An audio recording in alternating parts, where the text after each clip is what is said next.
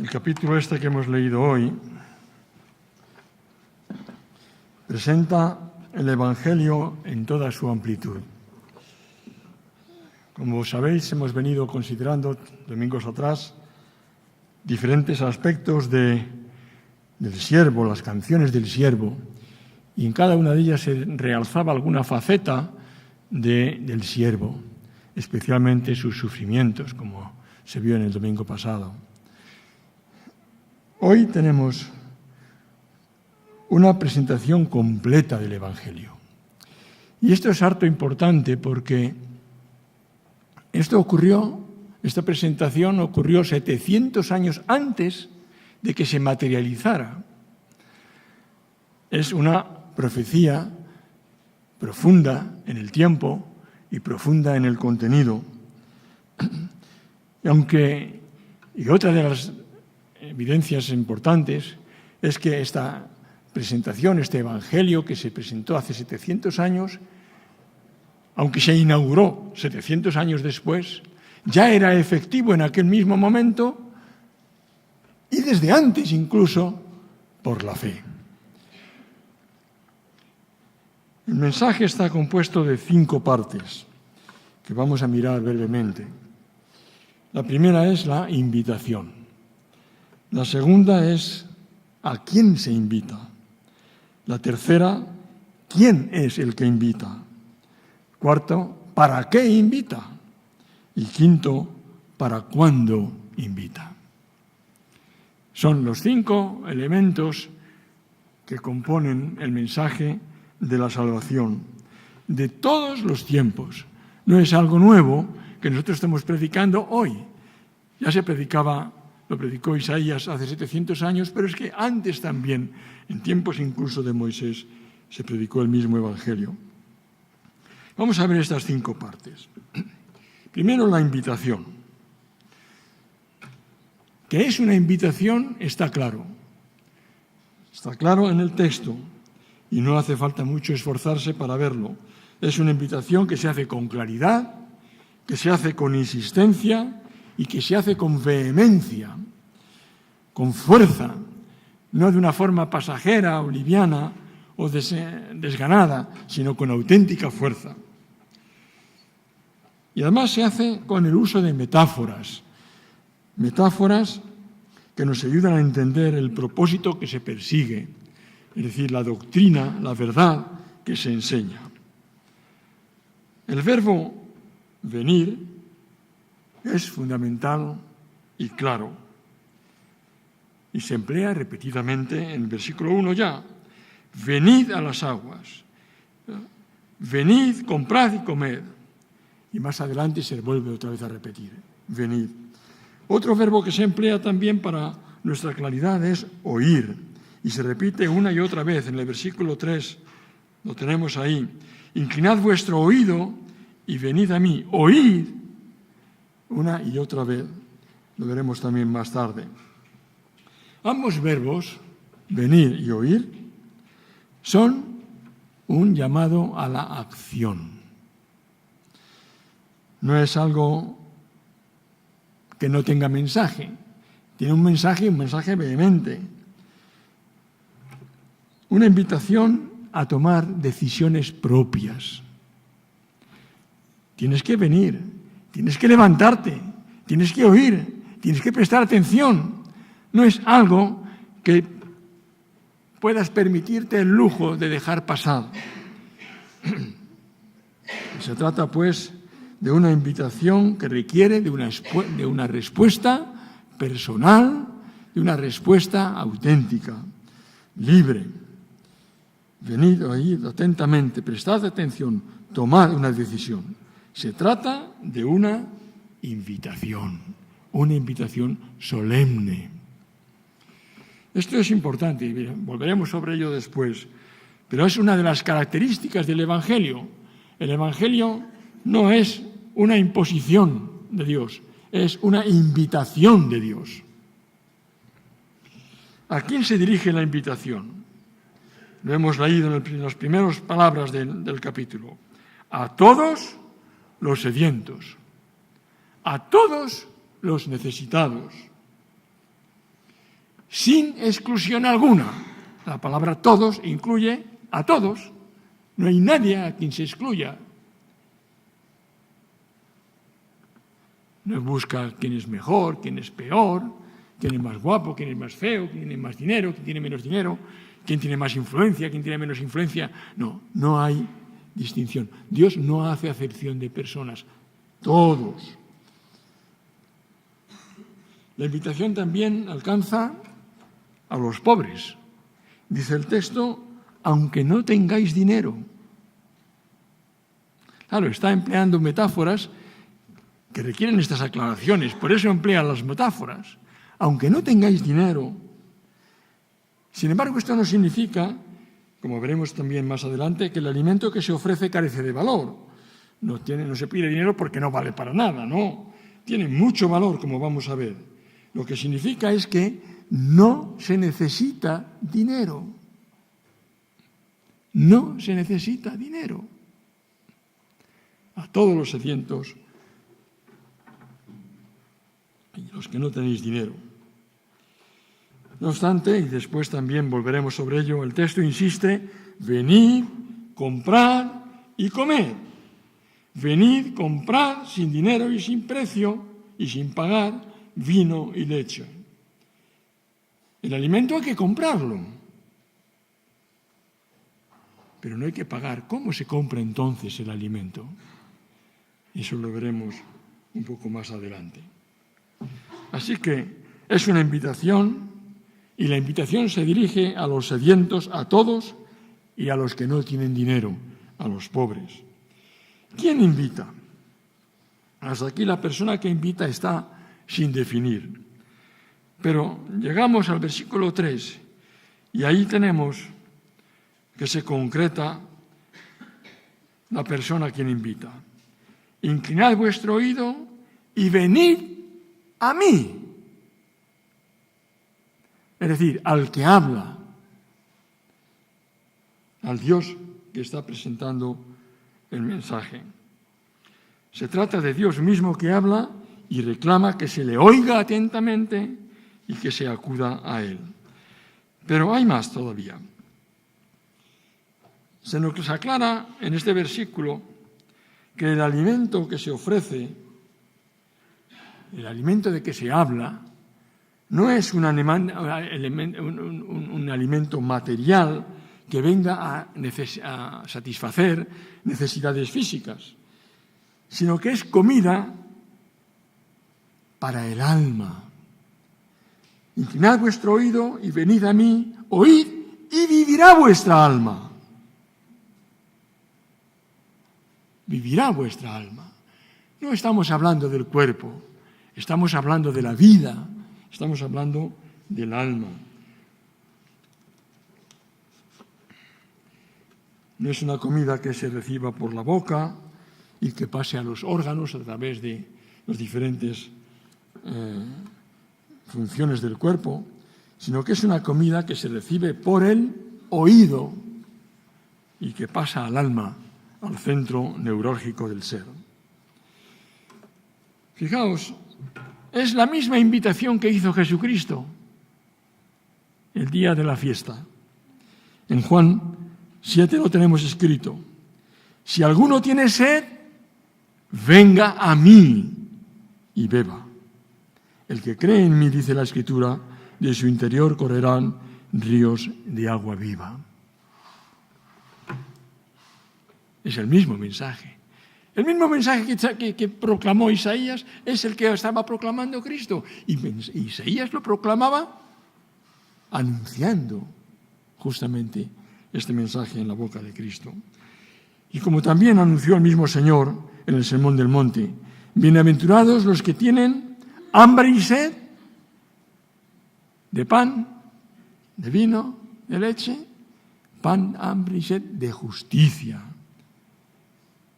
Los que quieren alimentar el alma, los que quieren satisfacer las necesidades más profundas del ser, el amor, la justicia, la honestidad, la verdad, porque ellos serán saciados. Así que tenemos que quien invita es el mismo Dios. Ahora, ¿para qué invita? ¿En qué se concreta la invitación? Y también aquí, en el versículo 3 nos lo dice. Venid a mí, oíd, vivirá vuestra alma, y haré con vosotros pacto eterno, las misericordias firmes hechas a David. Haré con vosotros un pacto eterno basado, de acuerdo con las misericordias que tuve, que anuncié a David. No se trata de un pacto improvisado. Esta es otra de las características de la salvación, sino de un plan preparado desde el principio y que ha sido revelado progresivamente a lo largo de la historia en diferentes momentos y de una forma muy particular y especial en la promesa hecha a David. ¿Qué promesa es esa? La vamos a leer aquí en 2 de Samuel, que de su descendencia saldría uno que establecería un reino eterno. 2 de Samuel 7:11 lo dice así. El profeta está hablando a David y le está trasladando lo que Dios le ha dicho que le traslade, que le diga. Dice, asimismo te hace saber Dios, que Él te edificará una casa. No es un edificio para vivir, por supuesto. Ni tampoco se trata del templo en esta ocasión. Está hablando de su dinastía, de su descendencia. Asimismo te haré saber que Él te edificará una casa. Y esto está dicho antes de que hablara Isaías, mucho antes de los 700 años, ya cercano a los 1000 años.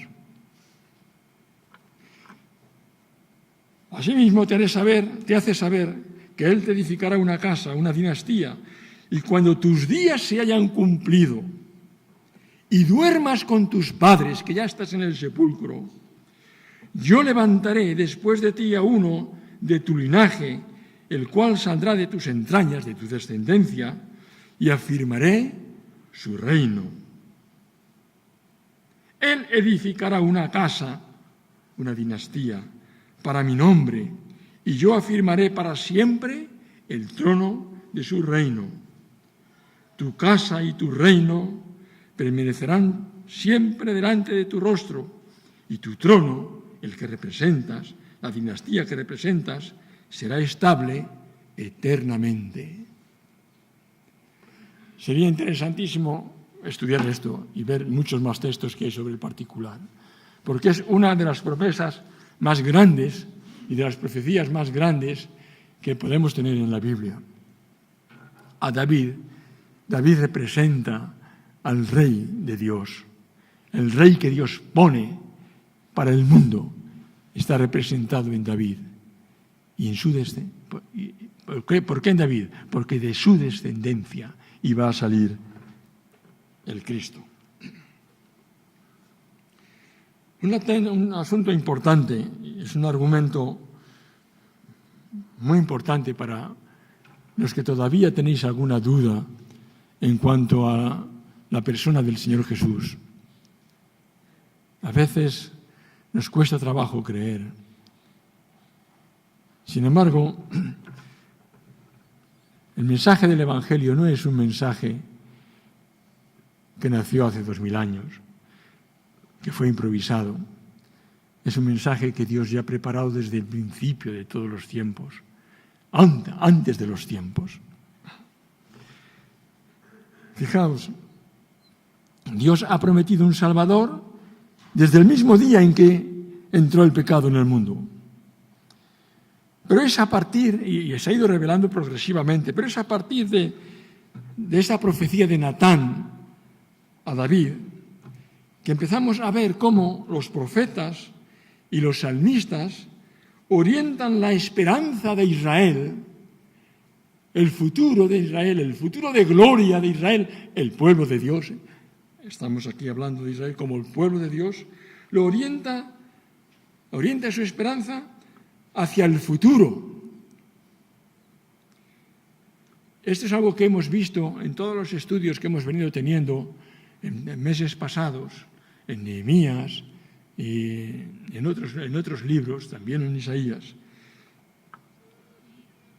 Y en ese mensaje surge con poder y además en medio de las dificultades que tiene que atravesar el pueblo cuando es deportado, cuando sufre 1000 cosas, 1000 situaciones que parece que va a desaparecer, pues ahí aparecen los profetas, ahí aparecen los salmistas.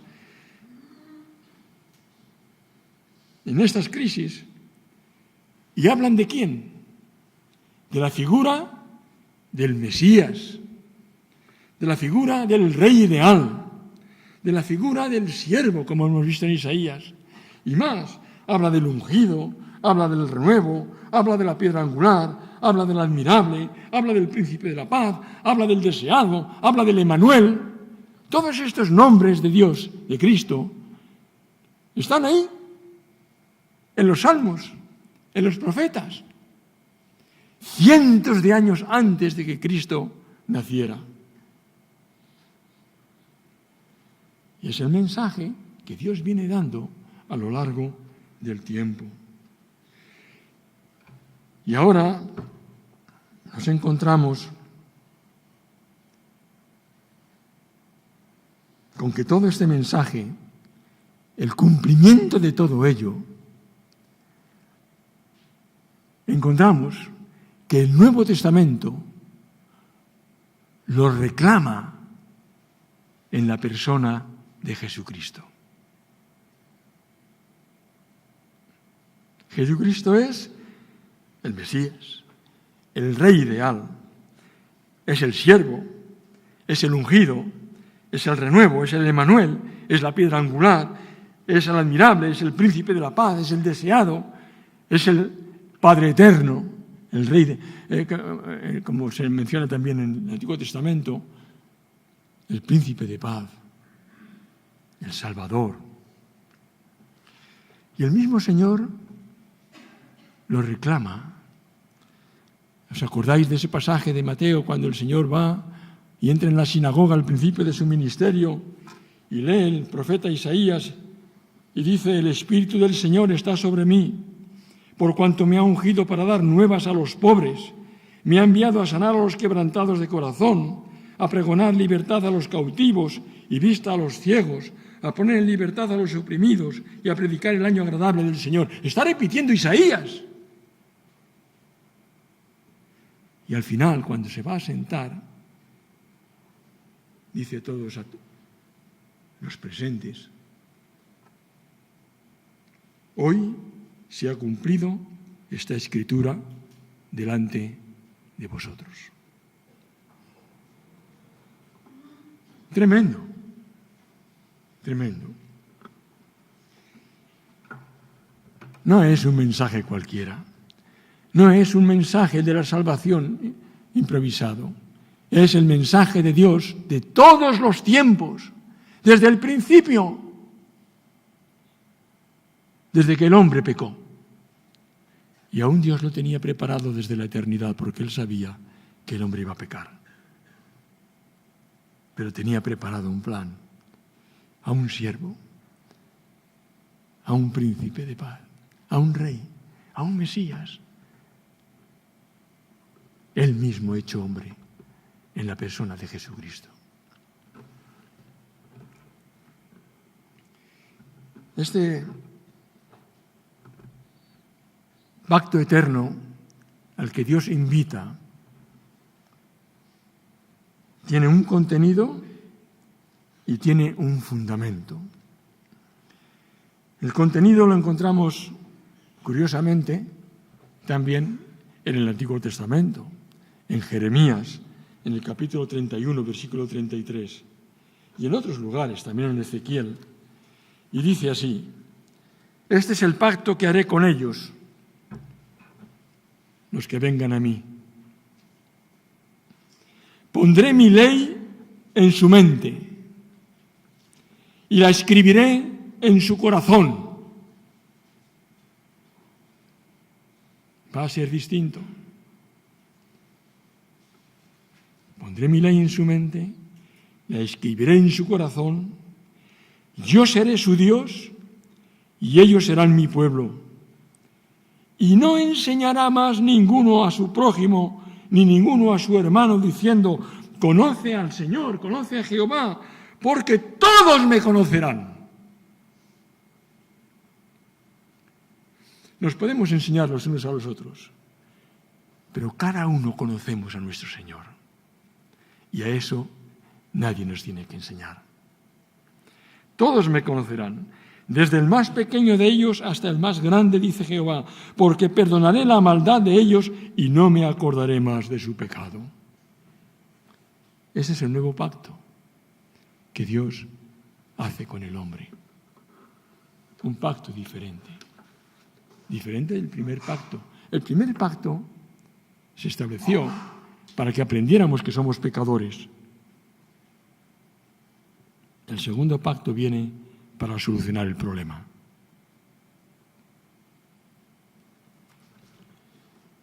El cambio implica un cambio interior de la persona. Hacer todo nuevo en la persona. Y aunque tiene un arranque el día en que nos convertimos, Dios lo va haciendo, es un trabajo que Dios va haciendo despacio, poco a poco, y nos va cambiando, y nos va transformando, según leemos en el Nuevo Testamento, a su imagen y semejanza, poco a poco, progresivamente, de forma que nosotros lo podamos asimilar en medio de una humanidad pobre a causa del pecado. Ese es el contenido. Ahora, el pacto tiene también un fundamento.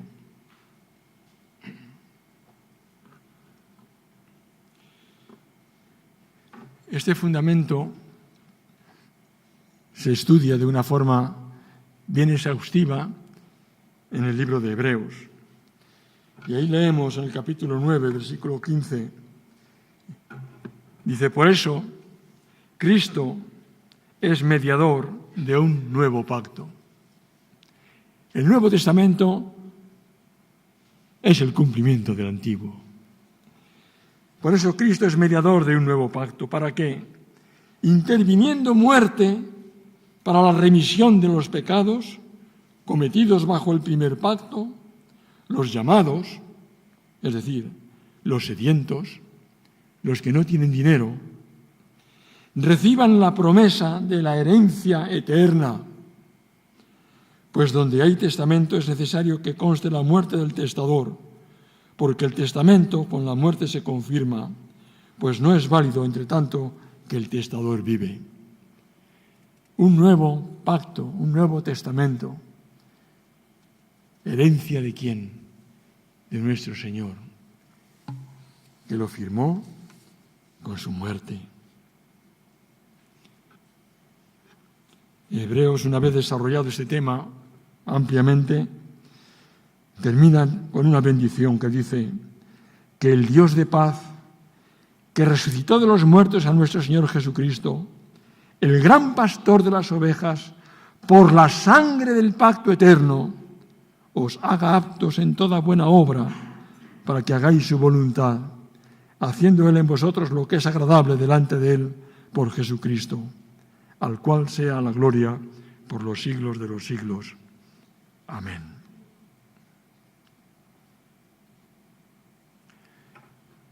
Haré con vosotros un pacto eterno, basado en la promesa que hice a David, de que levantaría un rey eterno, un reino eterno.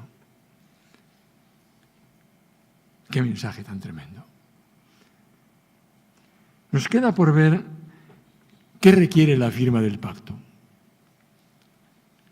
El pacto hay que firmarlo. Es un pacto. Cristo lo ha firmado con su sangre. Nosotros, ¿cómo lo firmamos? ¿Cómo lo tenemos que firmar? ¿Cuál es la manera establecida para que firmemos el pacto? Y aquí es donde vamos a ver el significado de la metáfora de Isaías. En Isaías habla de comprar, sin dinero, sin precio, pero habla de comprar. Pero no hay dinero ni hay méritos suficientes con que se pueda pagar la sangre derramada por Cristo. ¿Con qué dinero la vamos a comprar? ¿Con qué méritos? No se puede comprar. Entonces, ¿por qué emplea la palabra comprar? Si no se puede. Pues para que entendamos que el acto de firmar el nuevo pacto con Dios requiere un acto de la voluntad. Es un acto voluntario, es una decisión que nadie puede tomar por nosotros. Cada uno de nosotros tiene que enfrentarse a la persona de Jesucristo, al mensaje de Dios, y tomar una decisión respecto a la invitación que Dios da. Y eso es algo personal, que nadie puede hacer por nosotros. Es un acto voluntario. Se trata de comprar. Sí, lo quiero, aunque no medie ni el dinero, ni medie precio alguno, ni mérito alguno. Pero hay que ir y decir, dámelo, quiero, lo quiero. Señor, acepto la invitación. Isaías 6 dice, buscad a Jehová mientras puede ser hallado, llamadle en tanto que está cercano. Deje el impío su camino y el hombre inicuo sus pensamientos, y vuélvase a Jehová, el cual tendrá de él misericordia, al Dios nuestro, el cual es amplio en perdonar. Hay que ir al Señor en respuesta a su invitación con fe, creyendo su palabra, creyendo lo que Él dice. El mayor pecado que se puede cometer en el mundo es no creer lo que dice Dios. Ese es el principal pecado. Lo que Dios diga, no me importa.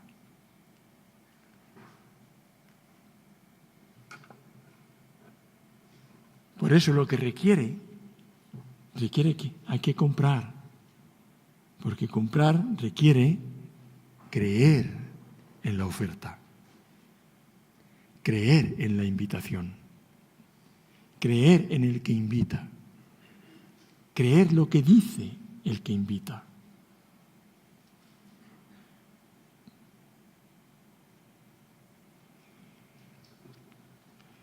Creer su palabra, reconocer el pecado, el propio pecado. Porque vas a establecer un pacto nuevo. Vas a pedir perdón. Reconoces tu pecado.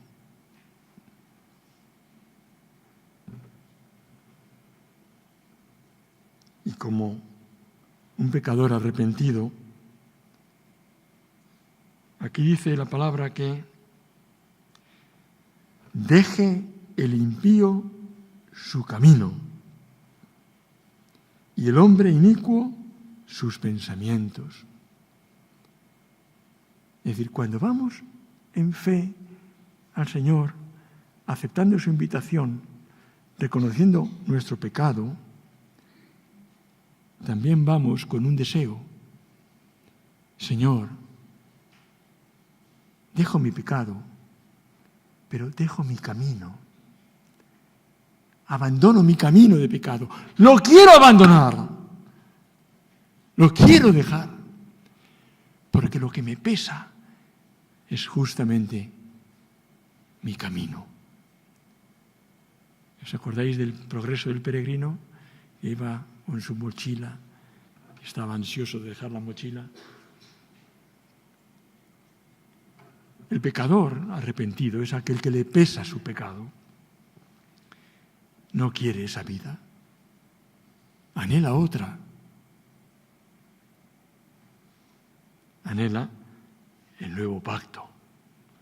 El nuevo pacto que el Señor Jesús quiere establecer con nosotros mediante su Espíritu, escribiendo las cosas en la tabla de nuestro corazón, imprimiendo las cosas en nuestra alma, perdonando nuestros pecados. Dice, y vuélvase a Jehová, el cual tendrá de él misericordia, al Dios nuestro, el cual es amplio en perdonar.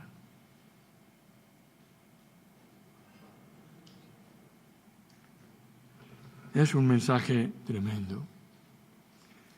Buscad a Jehová mientras puede ser hallado. ¿Para cuándo es la invitación? Para cuando, mientras puede ser hallado, en tanto que está cercano. Bueno, ¿es que acaso entonces Dios cambia? ¿Dios cambia o no cambia? Porque se aleja, se puede marchar, se puede estar más cercano, se puede ir, puede venir. Dice la Biblia que Dios es el mismo hoy, ayer y por los siglos. No cambia. Él está en su trono, no cambia, no se esconde. Está siempre presente y siempre tiene lanzada la invitación. Mientras el tiempo exista, la invitación está ahí. La invitación es de Dios, Él no cambia y Él tiene la soberanía sobre el tiempo. Así que mientras Él esté en su trono, nada cambia. Entonces, ¿por qué dice mientras puede ser hallado, en tanto que está cercano? ¿A qué se refiere con esto? Pues Hebreos también nos lo aclara. Hebreos 3:7 dice, si oís hoy su voz, si oís hoy su voz, no endurezcáis vuestros corazones.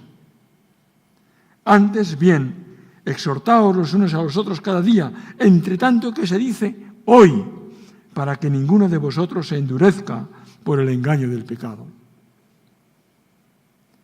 El que puede cambiar eres tú, soy yo. Que te dejas, te consientes vivir en el pecado, te habitúas y te alejas. Y cuando te alejas, eres tú que te alejas, ya no lo encuentras, ya no hallas a Dios, porque además buscas donde no está, en ti mismo. El que se queda con su pecado, todo lo centra en su persona. Él es su mundo y todo lo demás se queda fuera. La invitación entonces es para hoy, para ahora. Tan pronto seas consciente de que eres un pecador, que eres invitado a dejar tu pecado a los pies de la cruz, es el momento, ese es el momento. Y ahora es el momento aquí.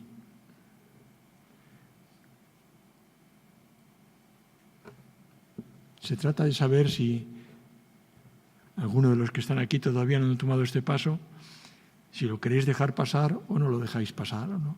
O lo queréis atender. Todo se traduce en algo, en una cosa. ¿Eres sediento?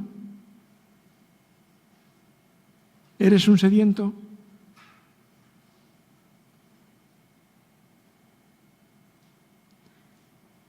¿Te encuentras sin fuerza, sin dinero, sin capacidades propias para librarte de tu propio pecado? Si eres un sediento y no tienes dinero, ven. Ven. Venid. Comprad. Sin dinero, sin precio. Manjares para el alma. Manjares para el alma. Y el Señor será amplio en perdonar.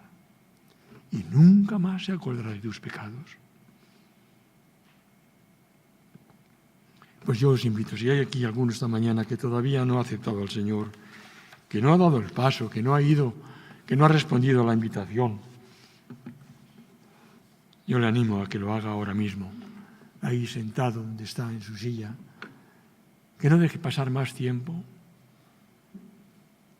porque Dios está en su trono. Dios está en su trono, Él no se va.